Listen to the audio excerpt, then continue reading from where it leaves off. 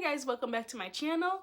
We're going to talk about the book The Blonde Dies First by Joelle Wellington. I'll put the book up here. The story follows a group of friends and two sisters who are trying to stop some creature from killing them, literally in the order of how characters die in a horror movie.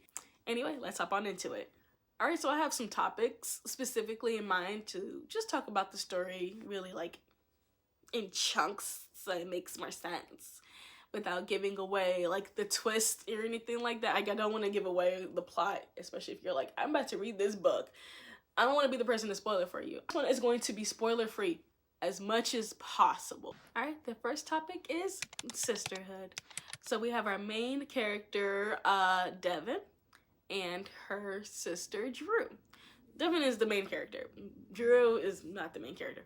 But I feel like we have to talk about this sisterhood relationship because it's very odd. Because they're twins and Drew is more so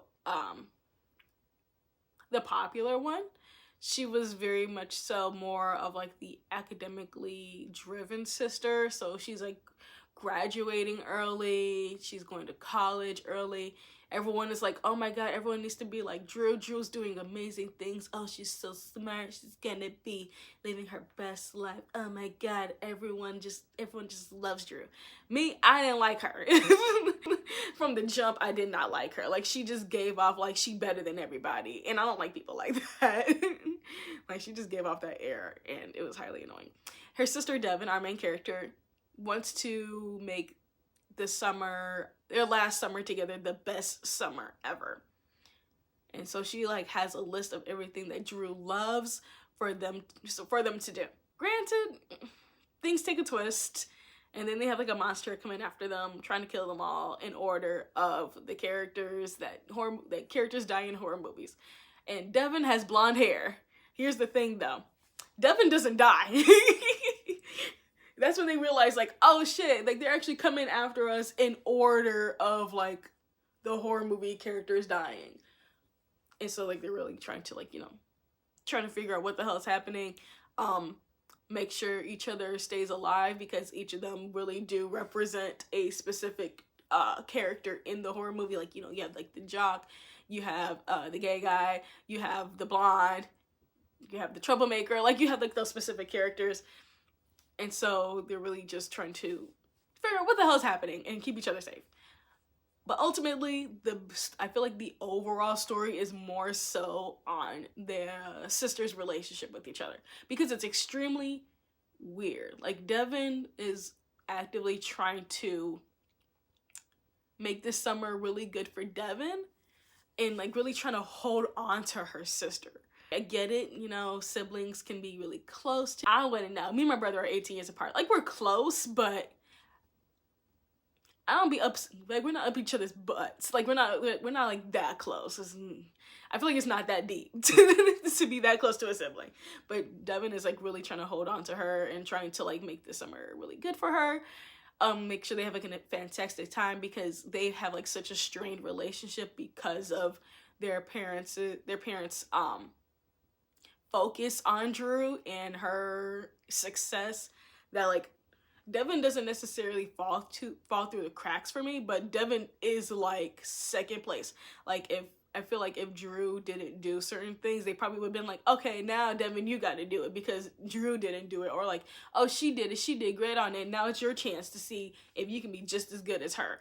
Very much like just pitting the girls against each other for no unnecessary reason. But Devin doesn't really see it as her being pit against her sister. She's just actively trying to keep her sister close to her because she feels like Drew is slipping away. It's a very different dynamic. I thought that Devin would be more so of like, fine, she's leaving, I don't care about her anyway. Like, we're not even that close anyway. I thought it'd be like more like that relationship, but Devin is actively trying to keep her as close as possible. So maybe it's like a coping mechanism for the fact that like, I know that our parents want me to be like you, or they want certain things for us. They have certain expectations, and I don't blame you for it necessarily. Like, I don't hold any resentment to you, but it does make me feel inadequate enough for her to want to latch onto her sister more. Like, it's a very interesting dynamic, like how that comes to be, because when they get to the party, Devin is literally like, oh my god, we can't do anything to mess this up. It has to be amazing for Drew. Even her friends are like, dude, your sister don't even care about you. Like, she really don't. She's been a bitch since forever. Ever since she went to that preppy ass school, she doesn't talk to us anymore. She thinks she better than everybody. Like, I don't know why you all up her ass. Like, clearly she don't want you to be around her either.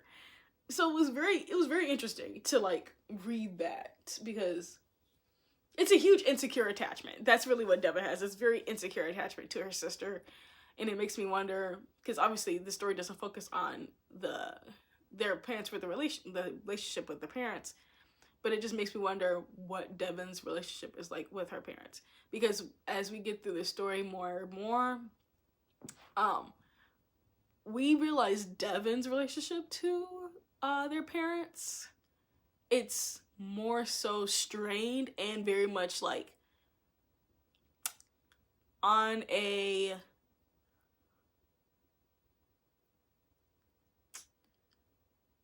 not like as needed, but like on a reward punishment type of deal. Like, it feels like very transactional. There we go, that's the word. It feels very transactional. Drew's relationship to their parents, it's very much like, if you do this, you can do that, or like do this and they will be proud of you, or like for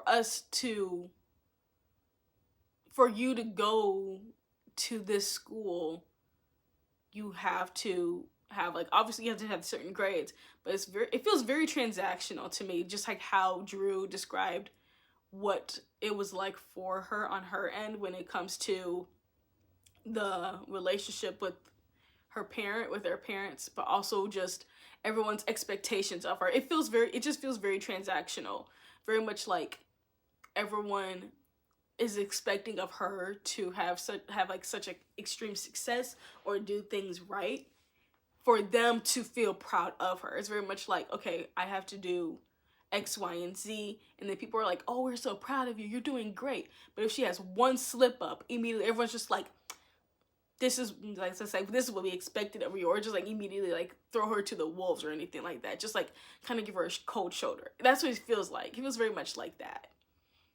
It's very interesting though how Devin latches onto her. It's like Devin wants to be her only true connection, when in reality Drew doesn't even see their relationship as genuine at all.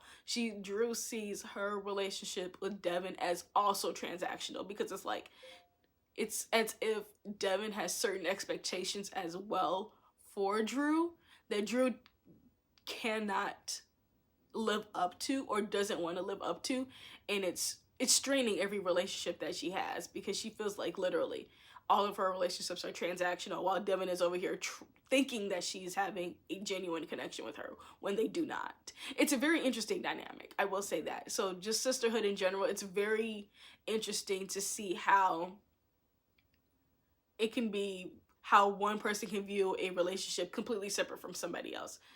Like, it's not even that Drew saw like her sister as being clingy or anything like that. She literally just saw this as like, we're not even really cool like that. Why do you care so much about what I want for the summer? Like, it doesn't feel like you ever really did care. And Devin's over here like, no, I did care. This is why I'm trying to have like the best summer ever. She's like, it doesn't feel that way. It's like it's like certain behaviors or certain actions that a person does won't be construed in the way that they think it is by the other people. Also, Devin never asked Drew what she wanted to do for the summer. Like, this was just all things that Devin thought that Drew would want to do, but she never actually asked Drew what she wanted to do. Especially if everyone is in a different mindset, everyone has different beliefs, different conclusions, really just different understanding of what the situation is and what the relationships are like. So I feel like that's just a huge component of their sisterhood, is that they're such on different wavelengths of what their relationship actually is, that it makes the tension between them seem subtle but also obvious at the same time. It's a very weird situation, especially with Drew's relationship with the friend group. Drew is now not as close to the friend group. They see her like as a bitch. They see her as stuck up ever since she starts to going to the preparatory school. They're like, Drew's not the same. Like, she act like she better than us. Like, she act like we're beneath her. Like, we don't like this type of thing. And our main characters are Black girls. So this is very much so also going into the notion of like Black people who get the opportunity to go to prestigious schools and have that certain experience and have certain privileges that other Black people don't have. And so it really just shows like the difference of Black people with privilege and Black people who don't have privilege, because being Black obviously is not a privilege for 99% of us, but then there is some privilege of being Black in a privileged society. It's a very weird situation, because it's like, we're not privileged like that, but you're in an experience that makes you privileged, and it makes you, for those that don't have that experience, it makes them feel as if those who are in that experience makes them feel as if there are less than, while those who are in the privileged experience, it makes them feel superior. They're like, oh yeah, I'm better than other Black people because I go to a private school and they don't. And it's like, but if you didn't go to that school, you'd be on the same level. You'll be on the same level as them. Like, just you going to that school and having those connections, having those friends. They might even be your friends. They might be just transactional friends, but you having that environment, you think it makes you better when really you're not better at all. It's just interesting of how Drew interacts with the friend group, because she barely interacts with the friend group, to be quite honest.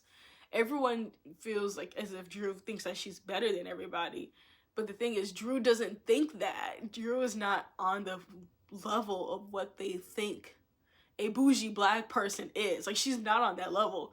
She's just depressed. She's depressed. She's stressed. She feels like every person that she talks to is not a genuine connection. So she keeps everything at like face value. Like, she doesn't dive deep into connections. Even the people at the friends that she has at the party, the kids that go to school with her, they're not even really her friends. Like, to be quite honest, they're really not. Like, and she knows this. It feels like she has a very harsh view of the world.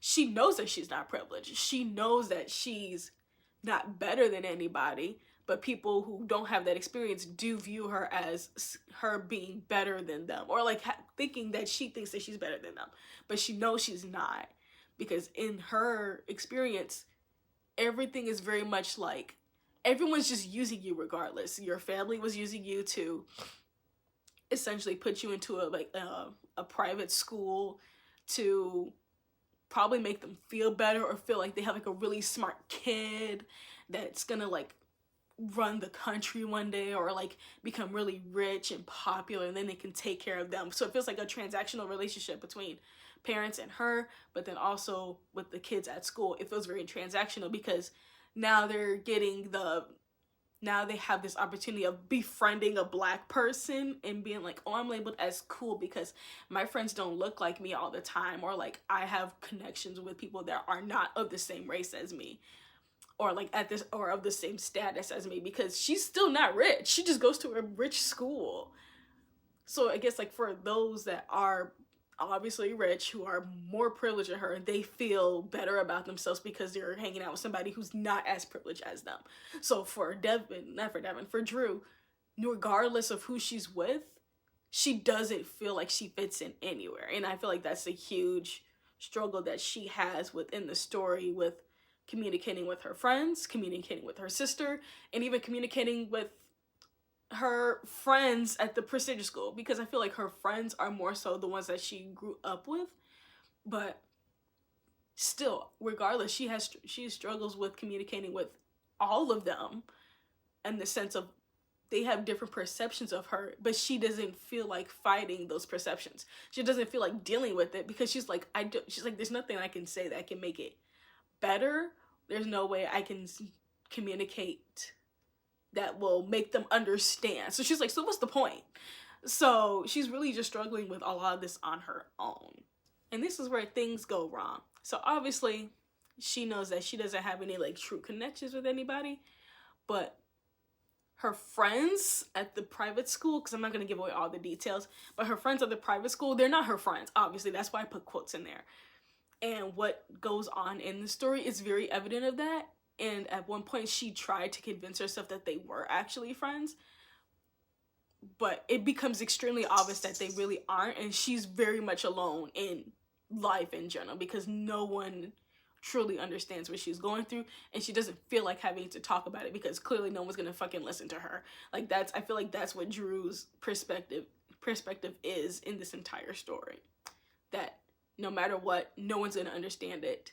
So when things really do go left with the specific situations and certain characters, she's really just like, you know what, it doesn't even matter anymore. Like, what's the point? You all think I'm terrible. Like, you all think that I'm this bougie black girl when I'm not, but I'm not going to keep arguing with you about it. I'm not going to defend myself, because what's the point? You're not going to listen regardless. So Drew's antics and behavior, especially towards like towards the later half of the book, it makes sense, because if I was her, I'd be tired too. I'd be like, you know what, whatever. Like, as David said in Married at First Sight, believe what you want to believe. Like, at this point, I don't care. Like, it has nothing to do with me at this point. It has to do more of what you think about yourself than what you actually think of me. Like, it's really a lot of displacement.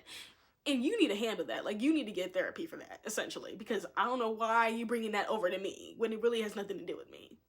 I feel like that's where Drew was getting to the point of. And that's why things went wrong. And everyone snapped, really. Especially her. That's when she really was just, like, over everything, over everyone. She was just done. Like, it makes sense. It makes a lot of sense. Which then leads to the ending. I'm not going to give away the ending, obviously, because I'm trying to be spoiler free. I'm just trying to help paint a picture of how the story navigates. But the sisterhood thing, I feel like that one's very obvious from the beginning, of just like their very odd relationship. There was just also some input that I had about that. But this last section, we are not the same. Certain things happen. Certain characters, you realize, have never been good from the start. I'm just gonna put it like that. As my thumbnail will say, not all skin folk is kinfolk. Like,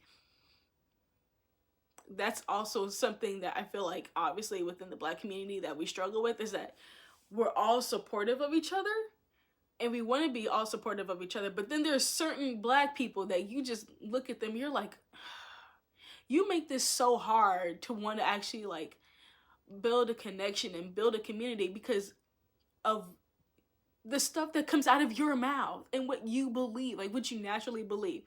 It makes it so fucking hard, and you don't know where your loyalties truly lie within the Black community, because you could have people who say, yeah, our Black lives matter, and you know, y'all go, you rock hard for that person, and you really truly believe that you guys have a connection, and then they say some backhanded shit, and then it has you questioning everything.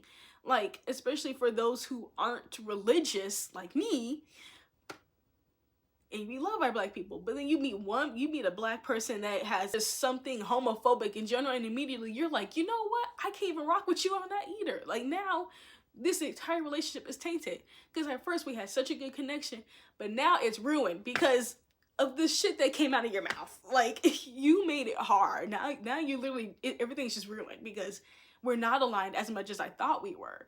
And that's what makes it so hard in the Black community, because you don't know truly who your people are. Like, you really don't. It's really hard to find your people that aren't going to go against you or to say something negatively about you. Like, I feel like that's very hard, especially when it came to this story with a certain twist at the end. Not all skin folk is kinfolk. That is just something that is so, it rings so true, because you don't know people's true intentions. They could live on the same block as you and completely have different intentions of everything. They could literally, you could literally go to school with the same kid at school. Y'all have known each other since y'all were 3, and then as soon as y'all turn 18 or something, or 19, whatever, they end up going to school. They go to a different school. They come back and someone is rocking a red polo, or like, you know what I'm saying when I say like a red polo. You see who they hang out with. You see that they hang out with Chad, Wellingsworth the third, or not even the third, the 15th. Like, you start to see their crew and the people who they hang out with. Then you're like, wait, were they always like that? Or did this just happen because they went to a different school in a different environment? And then you talk to them, and then you start to realize, oh no, that's their actual true beliefs. And like, people start showing their ass even more and more. It's very interesting how that all plays out in the story too. There's a lot going on in the book that I feel like isn't just the plot of people being killed in order of the characters dying in horror movies. There's a lot of discussion behind the different aspects of the story that Joelle wrote into the book. And I don't hear anybody talk about them. I feel like this is just something that I wanted to put together and just talk about briefly, because it's very interesting. Like, certain things that I pick up on that I don't see other people talking about, and I want to talk about them. And I just feel like it needs to be brought to light, like having those certain conversations, especially about like the sisterhood situation and the dynamics between families, and having transactional relationships and the perspective of different relationships based off of what the person, just like different perspectives in general when it comes to a relationship, and what your intentions may seem to them based on their perception of their relationship to you. So that's like more like the social psychology basic side of it that I think it really is. But then also the societal conversations of not all skin folk being kinfolk, the intentions of others, and always questioning where your true connections lie. It's very much, it's a lot of psychology in this book, especially in Their Vicious Games. Joelle Wellington just writes really well. I just eat it up. But there's a lot of psychology and sociology, I believe, in both of the stories, but especially in this one, because of how everyone's perspective of each other is, and perspective of Drew. Because it seems like a lot of people have a lot to say about Drew, but Drew doesn't say anything about them, really. Like, it's a lot of that going on. It's very interesting. It's very interesting. But yeah, if you like this video, be sure to like this video, comment, subscribe, all the good stuff. Until next time, stay magical. Bye.